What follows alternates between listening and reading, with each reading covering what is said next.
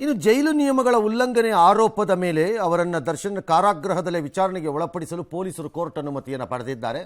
Which is possible, permitted. ನ್ಯಾಯದಲ್ಲಿ ಅದಕ್ಕೆ ಜಾಗ ಇದೆ ಕಾನೂನಲ್ಲಿ. ಒಂದೊಮ್ಮೆ ಸಹಕರಿಸದಿದ್ದರೆ ವಶಕ್ಕೆ ಪಡೆದು ವಿಚಾರಣೆ ನಡೆಸೋದಕ್ಕೆ ಪೊಲೀಸರು ತೀರ್ಮಾನಿಸಿದ್ದಾರೆ.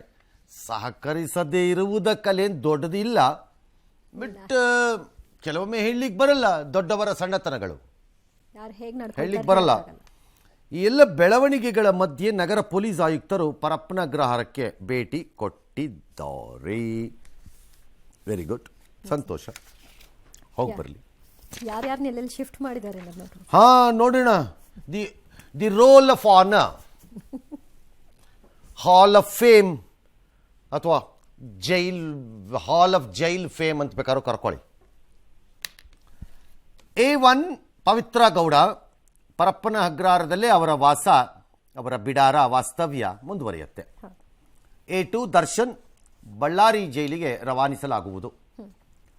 ಇನ್ನು ಯಾರೋ ಪವನ್ ಮತ್ತು ರಾಘವೇಂದ್ರ ಹಾಗೂ ಇನ್ನೊಬ್ಬ ವ್ಯಕ್ತಿ ನಂದೀಶ್ ಅನ್ನೋರು, ಇವರನ್ನು ಮೈಸೂರು ಜೈಲಿಗೆ ಕಳಿಸ್ಕೊಡ್ತಾರಂತೆ. ಜಗದೀಶ್ ಎಂಬ ವ್ಯಕ್ತಿಯನ್ನು ಶಿವಮೊಗ್ಗೆಗೂ ಕಳಿಸಿದ್ರೆ ಅನುಕುಮಾರ್ ಅನ್ನೋ ವ್ಯಕ್ತಿ ಪರಪ್ಪನ ಅಗ್ರಹಾರದಲ್ಲೇ ಉಳಿದುಕೊಳ್ಳುವ ಸೌಭಾಗ್ಯವನ್ನು ಉಳಿಸಿಕೊಂಡಿದ್ದಾರೆ. ಅವರ ಜೊತೆಗೆ ಇನ್ಯಾರೊಬ್ಬರು ರವಿಶಂಕರ್. ಆ ರವಿಶಂಕರ್ ತುಮಕೂರು ಜೈಲಿನಲ್ಲಿ ಈಗಾಗಲೇ ಇರುವುದರಿಂದ ಸಮಸ್ಯೆ ಇಲ್ಲ. ಅವರಿಗೆ ಯಾವುದೇ ರೀತಿಯಾದಂತಹ ಬದಲಾವಣೆ ಇಲ್ಲ, ಒತ್ತುವರಿ ಇಲ್ಲ, ಇದಿಲ್ಲ, ಜೈಲ್ ಬದಲಾವಣೆ ಇಲ್ಲ.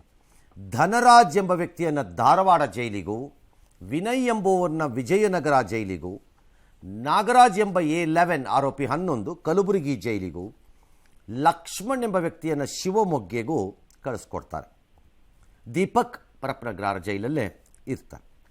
ಪ್ರದೋಷ್ ಆತನನ್ನು ಬೆಳಗಾವಿ ಜೈಲಿಗೆ ಕಳಿಸ್ತಾರೆ. ಮೂವರು ಈ ಪ್ರಕರಣದಲ್ಲಿ, ಅಂದರೆ ಕಾರ್ತಿಕ್, ಕೇಶವಮೂರ್ತಿ ಹಾಗೂ ನಿಖಿಲ್ ನಾಯಕ್ ಈಗಾಗಲೇ ತುಮಕೂರು ಜೈಲಿನಲ್ಲಿದ್ದಾರೆ, ಅಲ್ಲೇ ಉಳ್ಕೋತಾರ. ಸರ್, ಈ ಬದಲಾವಣೆಯಿಂದ ಆಗಬಹುದಾದ್ದೇನು ಸರ್? ನನಗೆ ದೊಡ್ಡದಾದಂಥ ನಿರೀಕ್ಷೆ ಏನಿಲ್ಲ ಬದಲಾವಣೆಯಿಂದ ಏನಾಗಬಿಡುತ್ತೆ ಅಂತ. ಆದರೆ ಒಂದು ಗುಂಪನ್ನು ಕಟ್ಟಿರುವುದನ್ನು ಒಡಿತಾರೆ ಅಂತ ಅವ್ರದ್ದು ಲೆಕ್ಕಾಚಾರ. ಇನ್ನೊಂದು ಗುಂಪನ್ನು ಕಟ್ಟಿಕೊಳ್ಳಲಿಕ್ಕೆ ಆಗುವುದಿಲ್ಲವೋ ಗೊತ್ತಿಲ್ಲ. ಎಲ್ಲಿಯವರೆಗೆ ಆಫೀಸರ್ಸು, ನಾನು ದರ್ಶನ್ ಪ್ರಕರಣ ಒಂದೇ ಹೇಳ್ತಿಲ್ಲ, ಜನರಲಿ ಐಮ್ ಟಾಕಿಂಗ್, ಆಫೀಸರ್ಸು ನೀವು ಅದಕ್ಕೆ ಬೇಕಾದ ಕ್ರಮಗಳನ್ನು ತೆಗೆದುಕೊಳ್ಳುವುದಿಲ್ಲವೋ ಅಲ್ಲಿಯವರೆಗೆ ನೀವು ಅಂಡಮಾನ್ ನಿಕೋಬಾರ್ಗೆ ಹಾಕಿದ್ರೂ ಇಷ್ಟೇ, ಎಲ್ಲಿ ಹೋದ್ರೂ ತಪ್ಪಲ್ಲ ಅಷ್ಟೇ. ಫಾರ್ ಎಕ್ಸಾಂಪಲ್, ಈಗ ಮೊನ್ನೆ ಆ ಚಿತ್ರದಲ್ಲಿ ಫರ್ಗೆಟ್ ಕುರ್ಚಿ ಕೊಟ್ಟಿದ್ದು, ಲಾನ್ನಲ್ಲಿ ಒಂದು ಸೆಂಟ್ರ್ ಟೇಬಲ್ ರೆಸಾರ್ಟ್ ಥರ ಕೊಟ್ಟಿದ್ದು, ಕಾಫಿ ಕೊಟ್ಟಿದ್ದು, ಕೈಗೆ ಸಿಗರೇಟ್ ಕೊಟ್ಟಿದ್ದು, ಅದೆಲ್ಲ ಬಿಟ್ಬಿಡಿ. ಹೌ ಡಿಡ್ ಸಜಾ ಕೈದಿಗಳು ಅಂದರೆ ಕನ್ವಿಕ್ಟೆಡ್ ಪ್ರಿಸನರ್ಸ್ ಅಲ್ಲಿಗೆ ಬಂದು ಕೂತ್ಕೋತಾರೆ? ಜೈಲ್ ರೂಲ್ಸಲ್ಲಿ ಏನಿದೆ? Are they supposed to come? ಅವ್ರ ಬ್ಯಾರಕ್ಸಿಂದ ಈ ಕಡೆಗೆ ಬರ್ಬೋದಾ? ಯಾಕೆ ಬರ್ತಾರವರು? ಓಕೆ. ಅಂಡರ್ ಟ್ರಯಲ್ಗಳಿಗೆ ಅಂದರೆ ವಿಚಾರಣಾಧೀನ ಕೈದಿಗಳಿಗೆ ಸಮವಸ್ತ್ರಗಳದ್ದು ಸಮಸ್ಯೆ ಎಲ್ಲ ಇಲ್ಲ, ಅವ್ರಿಗಿಲ್ಲ. ಅವ್ರಿಗೊಂದು ನಂಬರ್ ಕೊಡ್ತಾರೆ ಅನ್ನೋದೇ ಹೊರತು ಅವ್ರಿಗೆ ಸಮಸ್ಯೆ. ಸಜೆಗೆ, ಕನ್ವಿಕ್ಟೆಡ್ಗೆ ಇರುತ್ತಲ್ಲ, ಎಲ್ಲಿ ಕಾಣಿಸ್ತಿದೆ ಅಲ್ಲಿ? ಅದರಲ್ಲೊಬ್ಬ ಹಾಕಬೇಕಿತ್ತು, ಕಾಣಿಸ್ತಾ ಇಲ್ವಲ್ಲ ಯಾವುದುವೆ. ಇದೆಲ್ಲ ಯಾರ ಕಣ್ಣಿಗೆ ಕಾಣಿಸಬೇಕಾಗಿತ್ತು? ನೀವು ಜೈಲಿಗೆ ಬದಲಾವಣೆ ಮಾಡಿಬಿಟ್ರೆ ಎಲ್ಲ ಬದಲಾಗತ್ತೆ. ಇದನ್ನೇ ನಾನು ಹೇಳಿದ್ದು. ಏನೋ ಮಾಡಿದ್ದೇವೆ ಅಂತ ತೋರಿಸ್ತಿದ್ರಿ, ತೋರಿಸಿ, ಇಟ್ಸ್ ಆಲ್ ರೈಟ್, ನಾನೇನು ಬೇಡ ಅಂದಿಲ್ಲ. ಬದಲಾಗತ್ತೆ ಅಂತ ನನಗೆ ನಂಬಿಕೆ ಇಲ್ಲ, ಆದರೆ ಸಂತೋಷ, ಅದು ಬೇರೆ ವಿಚಾರ.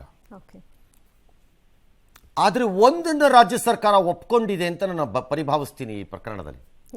ಅದು ಬೆಂಗಳೂರಿನ ಜೈಲಿನ ನಮ್ಮ ಕೈಲಿ ಮ್ಯಾನೇಜ್ ಮಾಡೋಕೆ ಆಗಲ್ಲ ಅಂತ ಆಯಿತು ನಿಮಗೆ. ಅದಕ್ಕೆ ಬದಲಾವಣೆ. ಬೆಂಗಳೂರು ಜೈಲಿನಲ್ಲೇ ಪರಪ್ಪನ ಅಗ್ರಹಾರದಲ್ಲಿ ಯಾಕೆ ನಿಯಮಗಳ ಜಾರಿಗೆ ಬರಲ್ಲ ಅಂತ ಕೇಳಬೇಕಾಗಿತ್ತು ಹೋಮ್ ಮಿನಿಸ್ಟರ್. ಬಳ್ಳಾರಿಯಲ್ಲೋ ಮೈಸೂರಲ್ಲೋ ಆಗುತ್ತೆ, ಯಾಕೆ? ವೈ? ಏನಕ್ಕೆ ಆಗ್ತಾ ಇಲ್ಲ ಅಲ್ಲಿ? ಹಾಗಾದ್ರೆ ಆ ಜೈಲನ್ನು ಬಂದ್ ಮಾಡಿಬಿಡಿ ಅಂತ ಕೇಳಬೇಕಾಗಿತ್ತು. ಬಂದ್ ಮಾಡಿ ಆ ಜೈಲಿನಂಗಾರೆ. ಅಲ್ಲಿದ್ದವ್ರಲ್ಲ ಕತ್ತೆ ಕಾಯ್ತಾ ಇದ್ದೀರಾ ಅಂತ ಕೇಳಬೇಕಾಗಿತ್ತು. ಅವಾಗ ಇವಾಗ ಅಕ್ಸೆಪ್ಟ್, ಅದು ಅಲ್ಲಿರೋರು ಅಸಮರ್ಥರು ಅಂತ ಆಯ್ತು ಅಂತ ಅನ್ಕೋಬೇಕಾ ಅಂತ ನನ್ನ ಪ್ರಶ್ನೆ ಅಷ್ಟೇ. ಇರಬಹುದು, ಇಲ್ಲದೆ ಇರಬಹುದು.